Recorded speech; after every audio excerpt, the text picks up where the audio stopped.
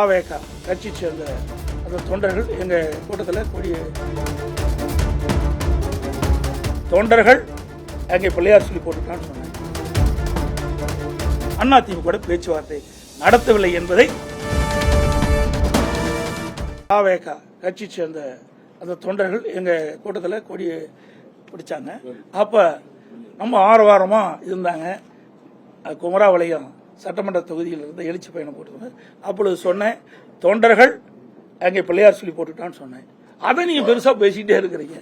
ஆக அவர்களுடைய கட்சி கொடி தான் காட்டினாங்க. நல்லா புரிஞ்சுங்க, வேற கட்சி கொடி காட்டல. அப்பவும் அவங்க கட்சியில தான் இருக்கிறாங்க.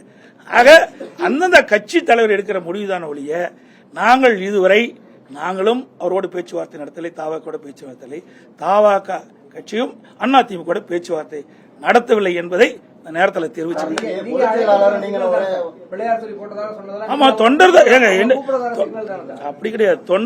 தொண்டர் வந்து ஏங்க, உங்க வீட்டுல ஒரு விருந்தாளி வராங்க, விருந்தாளி வந்தா என்ன சொல்லுவீங்க? போப்ப வெளியின்னு சொல்லுவீங்களா? என்னங்க இது? ஒரு மனிதாபிமானம் வேண்டாம்.